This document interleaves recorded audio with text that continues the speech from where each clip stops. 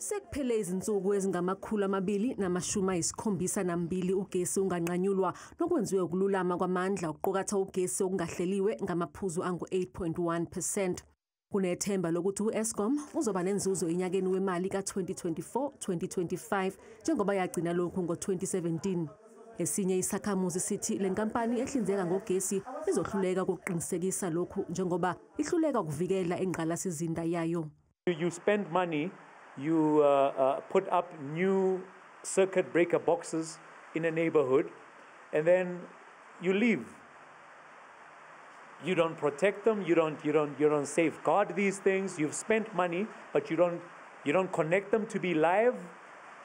And we now have to spend our own money to protect the infrastructure. Enkulumweni yakhe ungqongqoshe uthe usemningi umsebenzi okufanele wenziwe ukuze ugesi ungambi eqolo ufinyelele kuzona zonke izakhamuzi. They still can't afford what is before them.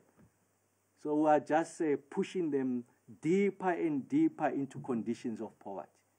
Ramokgopa uthi kulindeleke ukuthi kube nenye ingqubekela phambili ngo-2025 njengoba kulindeleke ukuthi u-Eskom abe nenzuzo yemali yokuqala eminyakeni eyisikhombisa.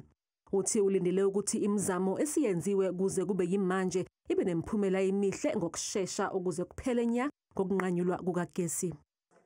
Kusenjalo izakhamuzi zaseDobsonville okubalwa kuzo nesezikhulile zimashele emahhovisi akwa-Eskom eSandton eGoli ziyofuna izimpendulo ngokungabi nagesi izinyanga eziyisikhombisa kuze kube yimanje kulandela ukuqhuma kwesigubhu sogesi. National Office said to Matseko Mokhatle they are aware of the problem in Dobsonville and they are going to action it today. So today we are expecting to see the transformer to be delivered here where we are, the new transformer. That is the feedback that we have received, that by Christmas we won't have Black Christmas, we'll have White Christmas. I-Eskom ibingakaphenduli ngezikhalo zezakhamuzi zaseDobsonville.